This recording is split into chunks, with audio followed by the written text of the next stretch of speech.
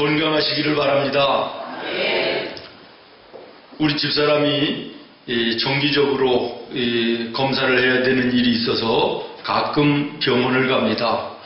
우리 부천에 있는 아주 대형 병원 중에 하나인데, 병원에 가면 그 병원 바로 앞에 약국이 2개 있어요. 똑같은 건물의 절반씩 나누어서 약국이 2개가 있는데, 한쪽은 갈 때마다 보면 손님으로 바글바글해요.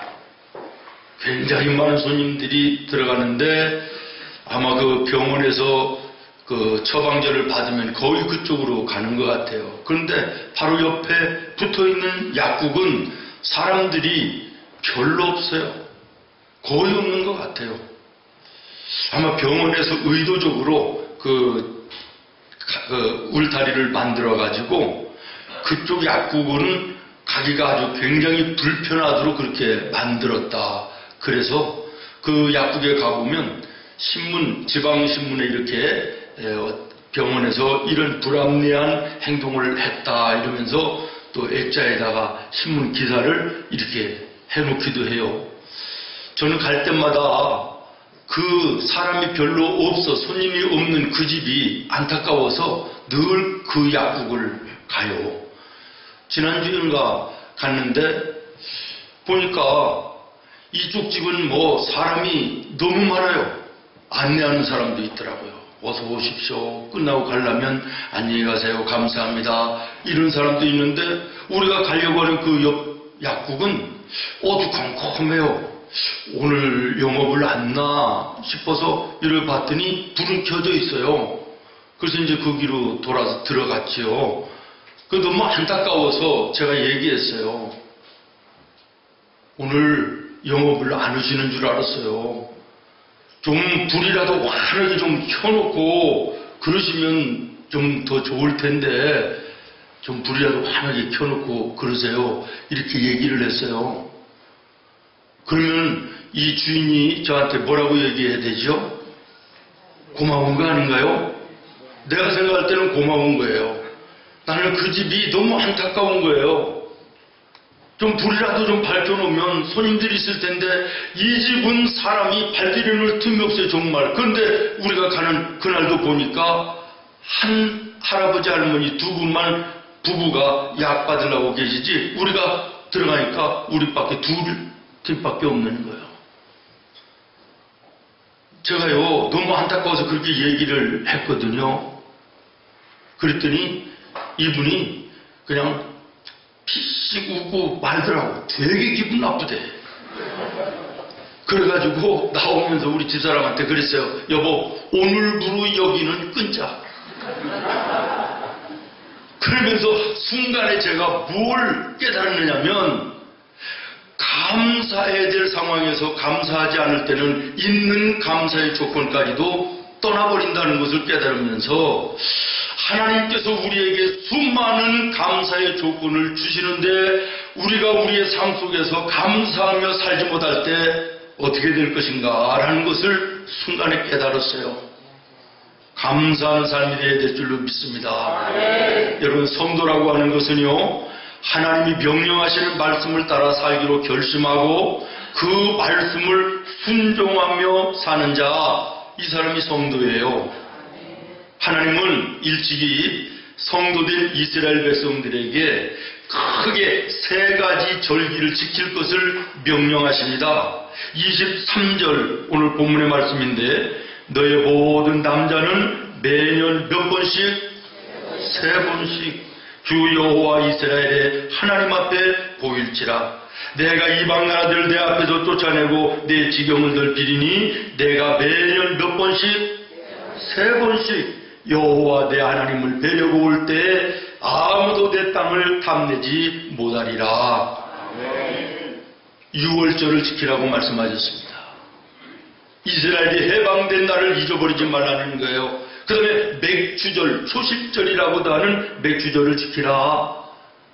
1년의 절반을 지나면서 밭에서 얻어지는 소득에 대한 감사를 지키라는 거예요.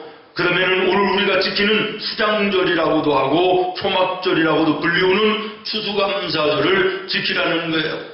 이것은 광야 40년 동안 내가 너희에게 베풀어준 은혜를 잊어버리지 말고, 그리고 1년이 지나고 한 해를 마무리하는 즈음에 1년 동안 베풀어준 은혜에 대한 감사의 절기를 지키라고 하는 하나님의 명령인 것입니다.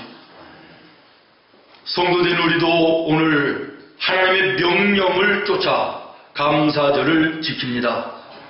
우리는 지난 주일 추수감사절을 한 주간 앞에 놓고 준비하면서 감사를 연습하며 라고 하는 설교의 제목으로 한 주간을 이 감사절을 준비했습니다.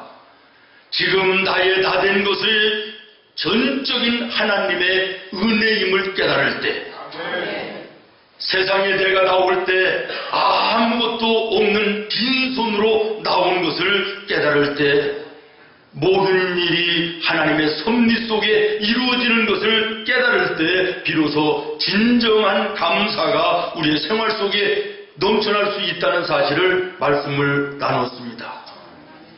사랑하는 여러분, 지난 한 주간 지나면서 정말 내가 잘나고 똑똑하고 능력이 있어서가 아니라 하나님이 일마다 때마다 도우심에 내가 오늘 여기까지 있음을 정말 깨달으라 알며 하나님께 감사하는 삶을 사셨습니까? 세상에 올 때 아무것도 없는 빈손으로 나왔지만 오늘 내가 가지고 있는 거 너무너무 많이 있으면서도 여기에 대해서 감사하지 못하고 없는 것, 부족한 것만 가지고 원망하며 불평하면 안 된다고 말씀을 드렸는데, 여러분 지난 한 주간 정말 빈손으로 온 나에게 하나님 먹고 입고 자고 누릴 수 있는 이 많은 것을 주셨으니 감사하고 감사의 조건을 찾아 감사하며 살았는지 돌아보시기를 바랍니다. 모든 일이 하나님의 섭리 속에 되어진 것이기에 나는 어려운 환경이 주어진다 할지라도, 절망적인 환경이 주어진다 할지라도 이것조차 하나님의 섭리임을 믿고 내가 감사하며 살았는지도 돌아보시기를 바라요. 형통한 것만이 아니라 참 힘들고 어려운 일들도 하나님의 나를 향하신 섭리 속에 포함된다는 사실을 다시 한번 기억하시기를 바랍니다. 그때 당시에는 그것이 어렵고 답답하고 괴로운 일이지만 지나고 나면 그것 때문에 내가 새로워질 수 있었고 하나님의 더 큰 은혜를 깨달을 수 있었음에 감사하는 거, 이게 우리 믿음의 생활인 것입니다.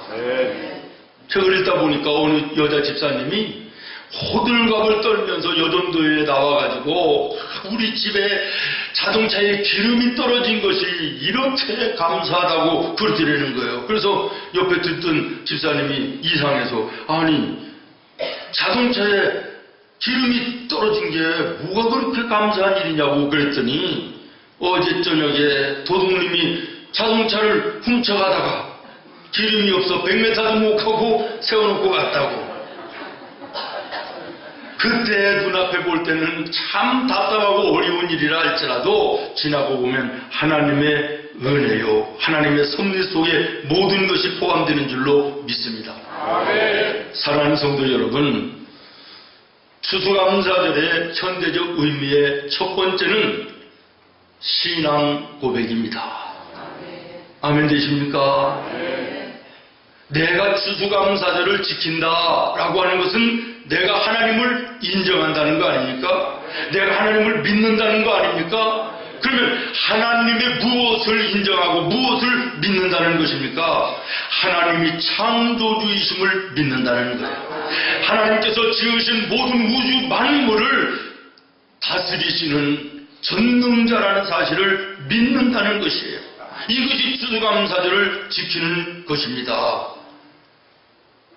성경에 보면 감사하라라는 말이 엑소몰로게오라는 단어인데, 이 단어 속에는 고백한다라는 뜻이 있습니다. 고백한다. 다시 말하면 감사는 신앙 고백이다, 그런 얘기예요. 믿습니까? 그러므로 믿음이 없이는 우리가 하나님께 감사할 수 없다라는 얘기가 되는 것입니다. 오늘 내가 이 추수감사절에 하나님께 감사할 수 있다면 나는 진정 하나님을 믿는 자요, 하나님을 인정하는 자요, 하나님께 진정한 신앙의 고백을 하는 하나님의 사람인 줄로 믿으시기를 바랍니다. 그렇기 때문에 믿음이 클수록 생활 속에 감사가 풍성합니다. 작을수록 감사가 줄어드는 것입니다. 골로새서 2장 7절에 보면 그 안에 그랬어요. 예수님 안에 이런 말이에요. 뿌리를 박으며 세움을 받아 교훈을 받은 대로 믿음에 굳게 서서 무엇을 넘치게 하라? 감사함을 넘치게 하라. 여러분, 믿음에 굳게 서서 감사함을 넘치게 하라 라고 하는 이 말이 무엇입니까? 믿음과 감사의 절대 관계를 설명하는 거예요. 믿음이 있는 자만이 하나님께 감사할 수 있다라는 거예요. 여러분, 이제 가을의 끝자락에 농부들이 추수를 하고 알곡과 쭉정이를 가리고 최고의 좋은 곡물과 과일들을 선별하여 갈무리를 합니다. 한 해의 마무리가 되는 11월을 우리가 추수감사절로 지키고 있습니다. 농부가 되시는 우리 주님께서 선별하시는 최상급의 성도는 어떤 성도일까라는 것을 저는 생각해 봤어요. 어제 추수감사절을 감사하기 위해서 모든 성도들이 모여서 이렇게 좋은 곡물들을 선별하고 열매들을 선별해서 이렇게 곡물 품평을 만들었습니다. 좋고 최상급의 곡물들만 선별하여 놓는 것처럼 우리 하나님께서 하나님이 보실 때 최상급의 성도들로 선별하신다면 과연 어떤 사람들이 선별될까라는 거예요. 두말할 것 없이 감사하는 성도들이라고 믿습니다. 사랑하는 성도 여러분, 정말 감사하며 사는 나와 여러분 되기를 예수님의 이름으로 축원합니다. 감사할 수 없는 상황 가운데서도 감사하던 욥이나 다니엘이나 하박국 선지자나 다니엘, 바울 이런 사람들에게 하나님께서 배가의 갑절로 복의 복을 더하여 주셨던 이 사실을 우리는 성경을 통하여 너무나도 잘 압니다. 다시 말씀드립니다. 감사하는 자에게 하나님께서는 감사의 조건을 더하여 주십니다. 최상의 성도가 어떤 성도냐? 감사할 수 없는 여건과 환경 속에서도 감사할 수 있는 사람이 하나님이 보실 때 최상의 성도라는 거예요. 보통 성도는 어떤 사람입니까? 받은 바 은혜만 감사하는 사람이고, 평균 이하의 성도는 어떤 사람일까요? 감사할 조건을 주셨는데도 감사하지 않는 사람, 그런 사람일 거예요.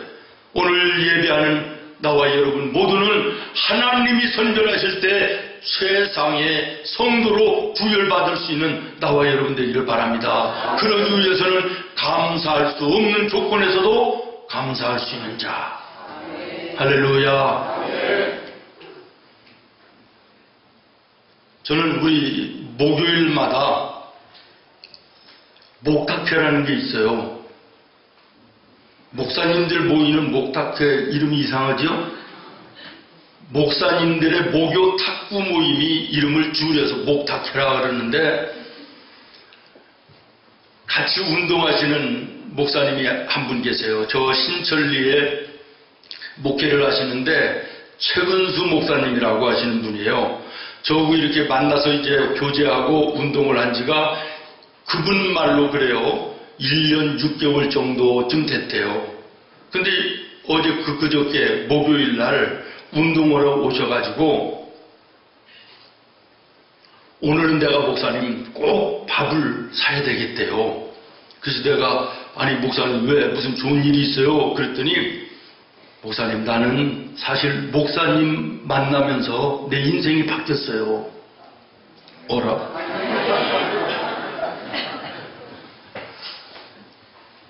한 목사님을 만나면서 내 인생이 바뀌었대요. 그분이 얘기해요. 나를 만난 지가, 교제한 지가 1년 한 6개월 정도 되는데, 처음 만나서 초기에 저한테 그런 질문을 했대요. 목사님은 어떻게 그렇게 대접을 잘하세요? 그렇게 물었대요. 그랬더니 제가 대답을 그렇게 했대요. 내가 목사 안수를 받고 처음으로 우리 어머니한테 기도를 받으러 갔더니 우리 어머니가 두 가지를 부탁하셨다. 첫 번째는 목사는 대접받기 좋은 직분인데 우리 한 목사는 대접받는 목사가 아니라 대접하는 목사가 됐으면 좋겠다. 두 번째는 교회의 중요한 일이나 또 신방하는 일에 새벽 예배를 하는 분들과 꼭 상의하고 신방을 같이 다녀라. 새벽 예배하지 않는 사람들하고는 신방을 같이 다니지 말고 교회의 중요한 일은 상의하지 말라. 이 두 가지를 말씀하셨다. 제가 그렇게 얘기를 하더래요. 그래서 그 목사님이 그 얘기를 듣는 순간에 큰 도전이 됐대요. 그래, 내가 지금까지 개척교회라고 성도들 몇 명 안 된다고 늘 누군가가 밥을 사야만 되고 나는 대접만 받는 사람이고 어디를 가도 대접받는 것이 너무나도 당연한 것으로 그렇게 여기고 살았는데 아니구나. 대접하며 살아야 되겠구나. 내가 먼저 섬겨야 되겠구나. 이런 마음을 가지고 그때부터 마음을 바꾸고요. 누구와도 같이 밥을 먹으러 가면 자기가 먼저 돈을 내려고 그러고 성도들한테도 1년 넘게 섬기고 봉사하는 일을 나부터 해야 된다고 하는 이런 설교를 1년여를 했다는 거예요.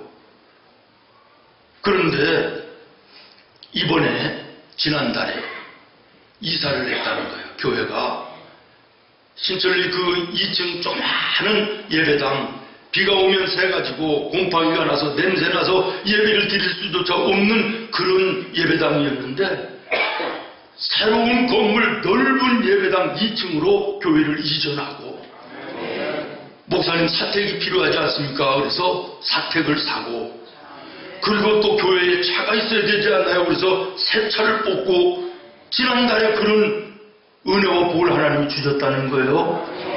어느 집사님이 특별한 금을 그렇게 해주셨다고 그래요. 그래서 제가 놀래가지고 아니 교회를 이전하고 사택을 사고 차를 사려면 이게 굉장할 텐데 얼마나 헌금을 하셨는데요? 그랬더니 목사님 내가 사실은 다른 사람들한테 얘기를 안 했는데 목사님한테만 얘기하는데 4억을 했어요.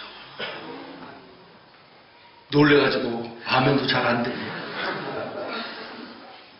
나는 목사님 만나면서 내 마음을 바꾸고 내 생활을 바꿨더니 하나님이 우리 교회에 오늘 이러한 은혜와 복을 주셨다는 거예요. 그래서 오늘은 내가 꼭 밥을 사야 되겠대. 그래서 내가 오늘만 사면 되나 이 양반아 100번은 사야지. 얼마나 감사해요. 감사할 수 없는 환경에서도 감사하며 섬기며 나아갈 때 하나님께서 복의 복으로 넘치게 하시는 줄로 믿습니다. 몇 년 전에 미국 커네티켓 한인 장로교회에 부흥회를 인도하러 갔어요. 그랬더니 그 담임 목사님 여기까지 오셨으니까 꼭 거기는 한번 다녀가셔야 된다고 데리고 가는데 어디냐면 1620년 9월에 청교도들이 그 생명을 걸고 조그마한 배를 타고 102명이 와가지고 신대륙 오늘의 미국에 그 첫 발을 들여놓았던 프리머스 항을 데리고 가는 거예요. 가서 보니까요 지금도 잊혀지지 않는 것이 크드란 기념비가 있는데 거기에 뭐라고 써있느냐면 우리는 신앙의 자유를 찾아 여기 왔노라. 이야 얼마나 아름다운 글인지. 우리는 신앙의 자유를 찾아 여기에 왔다. 죽을 고생을 하면서 생명을 내어놓고 어떻게 하면 하나님을 더 잘 섬기며 자유롭게 예배하는 삶을 살 수 있을까? 오직 그 하나 가지고 이들은 생명을 걸고 102명이 60여일이 넘는 긴 항해를 거쳐서 이 프리머스 항에 온 거예요. 도착을 하는데 그때가 겨울이라. 먹을 것이 어디 있나요? 농사 지을 곳이 있나요? 춥고 굶주리고 질병에 의해서 102명 가운데 44명이 그해 겨울에 죽어요. 그리고 나서 그 다음 해에 농사를 짓는데 흉년이에요. 인디언들의 도움을 받아서 또 농사를 지었어요. 작은 것이지만 소출을 얻어가지고 감사하면서 인디언들을 초청해서 예배하며 영광 돌리는 것이 오늘 나와 여러분이 오늘 지키고 있는 추수감사절의 유래임을 기억하시기를 바랍니다. 1789년에 조지 워싱턴 대통령이 미국 전역에 추수감사절을 선포해요. 지금도 미국은 최고의 명절이 추수감사절입니다. 미국이라는 나라가 그대로 잘 사는 나라가 아니에요. 저는 이번에도 뉴스를 보면서 그런 생각을 또 했습니다. 프랑스에서 그 대참국이 일어났는데 이 문제를 해결할 나라가 미국이라는 거예요. 왜 프랑스의 사고가 일어나는데 미국이 해결해야 됩니까? 세계 어느 나라도 미국의 영향력을 받지 않고 사는 나라가 없을 정도로 세계의 최고의 강국이 미국이라는 얘기예요. 그대로 강국이 된 것이 아니라는 것을 말씀을 드리는 거예요. 어떻게 하면 하나님을 기쁘시게 할까? 하나님을 예배할까? 자유롭게 신앙의 생활을 할 수 있을까? 그러면서 생명을 걸고 찾아와서 하나님께 가장 먼저 베풀어 주신 은혜에 대해서 감사하던 민족이 그 사람들이라. 하나님이 보실 때 은혜와 복을 안 주실 수 없는 그런 나라가 아니냐. 결론이 뭡니까? 감사하는 삶을 살자는 거예요. 믿습니까?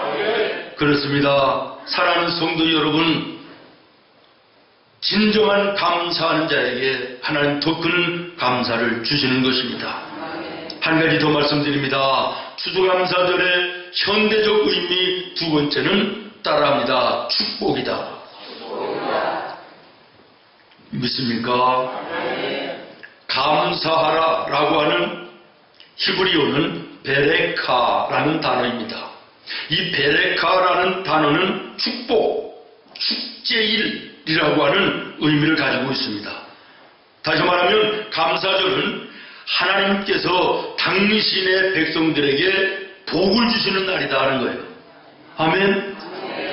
은혜의 풍성한 잔칫날, 이것이 감사라는 거예요. 여러분, 추수감사절을 성경은 하나님이 어떻게 지키라고 말씀하시냐 그러면 신명기 16장 11절에 이렇게 말씀합니다. 너와 내 자녀와 노비와 내 성중에 있는 레위인과 및 너희 중에 있는 객과 고아와 과부가 함께 내 하나님 여호와께서 자기의 이름을 두시려고 택하신 곳에서 내 하나님 여호와 앞에서 즐거워할지니라. 아멘. 감사절은 하나님의 백성들이 베풀어 주신 하나님의 은혜에 감사하며 즐거워하며 잔칫날처럼 영광을 돌리는 것이다 라는 거예요. 그런데 이 16장 11절에 보면 이 문장이 미래형으로 되어 있어요. 다시 말하면 지금까지 베풀어 주신 은혜만 감사하고 즐거워할 것이 아니라 미래에 앞으로도 베풀어 주실 하나님의 은혜를 기대하며 감사하고 즐거워하라는 거예요.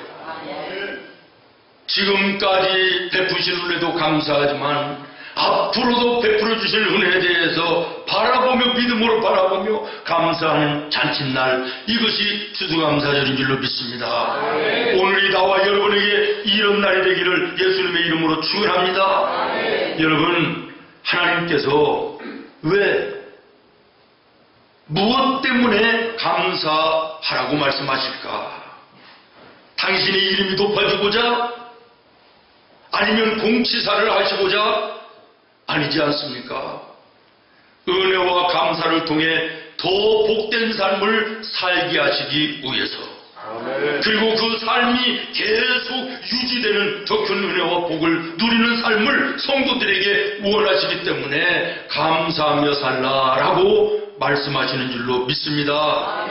오늘 우리도 제대로 된 감사절을 드릴 때 이후에도 계속된 하나님의 은혜와 복을 주시는 삶을 누리는 풍성한 복된 삶을 살게 되는 줄로 믿습니다. 사랑하는 여러분, 참된 행복이 어디 있다고 생각하십니까? 그것은 감사하는 곳에 있는 줄로 믿습니다. 아멘. 감옥이라고 할지라도 그곳에 감사가 있으면 천국이 되는 것입니다. 궁궐 같은 곳이라 할지라도 거기에 감사가 없으면 거기는 지옥 같은 곳이 되는 것입니다. 성경은 말씀합니다. 잠언 17장에 마른 떡 한 조각만 있고도 화목하는 것이 제육이 집에 가득하고도 다투는 것보다 나으니라. 다시 말하면 마른 떡 한 조각만 있고도 감사하며 가족 간에 화목하는 그곳은 천국 같지만은, 그러나 고기를 가득 쌓아놓고 부귀영화를 누리면서 거기에 불평과 원망과 다툼이 있는 그 집은 지옥 같다는 것이에요. 모쪼록 여러분의 가정이 감사가 있는 천국 같은 아름다운 가정들이 되기를 예수님의 이름으로 축원합니다. 디모데후서 3장 1절로 2절에 보면 이렇게 말씀하십니다. 너는 이것을 알라. 이것을 알라. 말세에 고통하는 때가 이르러 사람들이 자기를 사랑하며 돈을 사랑하며 자랑하며 교만하며 비방하며 부모를 거역하며 뭐하지 아니하며 감사하지 아니하며. 세상의 마지막이 가까이 오면 사람들이 감사할 줄 모른다는 거예요. 여러분, 세상 사람들은 그렇다 치고 오늘 예수 안에서 사는 하나님의 은혜와 복을 누리며 사는 나와 여러분조차도 감사가 없는 삶을 살고 있다. 이 시대가 마지막 시대 아니겠습니까? 여러분, 감사가 있는 가정에, 감사가 있는 회사에, 감사가 있는 교회에, 감사가 넘치는 나라에 어찌 이렇게 소란할 수가 있겠습니까? 감사가 없다가 보니까 처처의 분란입니다. 어제도 하루 종일 뉴스만 들으면 여기저기에서 막 대보를 하고 거리에 차들을 가로막고 때려 부시고 서로 때리고 치고받는 이런 모습들이 수도 없이 보이는 이 땅 위에 우리가 살아갑니다. 감사가 없기 때문인 줄로 생각합니다. 저는 오늘 추수감사절을 지나면서 오늘 말씀을 마무리하면서 지난 한 주간 제가 묵상하며 마음에 담아놨던 글 2개를 여러분들에게 소개하고 마치려고 해요. 이 얘기를 여러분들도 가만히 들어보시고 한번 마음에 품고 생각하는 이런 시간이 됐으면 좋겠습니다. 제가 요즘에 이어령 박사님의 책을 좀 읽습니다. 근데 그 책을 읽다가 보니까 그 사랑하는 딸이 암에 걸려 죽어가요. 그 딸을 쳐다보면서 쓴 글인데요. 이렇게 쓰셨더라고요. 암에 걸린 너의 아픔으로, 시력을 잃어가던 너의 어둠으로 나를 영성의 세계로 이끌어 주었다. 내가 애통하고 서러워할 때 내 머릿속의 지식은 건불에 지나지 않았고 내 손에 쥔 지폐는 가랑잎보다 못하다는 것을 깨달았다. 여러분, 이분이 어떤 분입니까? 대한민국 지성의 지존 아닙니까? 모든 지식인들의 우상처럼 여기던 사람이 이어령 씨입니다. 그분이 그 엄청난 지식을 가지고 명예를 얻어서 부귀를 누리는 아무리 많은 돈을 가지고 있다 한들 병들어 죽어가는 딸 앞에 애비로서 가지고 있는 엄청난 지식과 그 모아는 수많은 돈이 건불에 지나지 않고 가랑잎보다 아무것도 아닌 헛된 것임을 깨달아 알고 전능하신 하나님, 창조주 하나님 앞에 무릎을 꿇고 세례를 받고 크리스찬이 되게 된 것입니다. 진정한 행복과 진정한 성공이 세상에 있는 것이 아닙니다. 창조주 하나님을 인정하고 그 하나님을 믿으며 그 하나님을 마음에 품고 사는 것이 축복입니다. 이것이 인생의 행복임을 기억하시기를 바랍니다. 미국의 어느 추수감사절 주일날 어떤 분이 헌금을 드리는데 어마어마한 헌금을 드리는 거예요. 그 헌금의 제목이 뭐냐면 2차 세계대전에 나가서 전사한 아들 생각하면서 어머니가 헌금을 하는 거예요. 내 믿음 변치 않고 잘 신앙생활 하다가 먼저 죽어 천국에 있는 내 아들을 만날 수 있게 해달라는 기도의 제목과 함께 엄청난 헌금을 드리는 것을 보고 집으로 들어오던 한 부부가 아내가 남편에게 얘기를 했답니다. 여보, 다음 주일은 우리도 저 여인처럼 그보다 더 많은 헌금을 좀 해야 되겠어요. 그랬더니 남편이 깜짝 놀라서 아니 여보, 그분은 전쟁에 나가서 죽은 아들을 생각하면서 헌금을 했는데 우리 아들은 살아있잖아요. 이에 아내가 대답을 합니다. 그러니까 더 많이 해야지요. 이게 무슨 얘기인지 잘 몰라서 아멘이 안 되는 것 같아요. 무슨 얘기인지 이해되세요? 살아있으니 더 감사한 것이 아니냐. 기도하겠습니다. 하나님,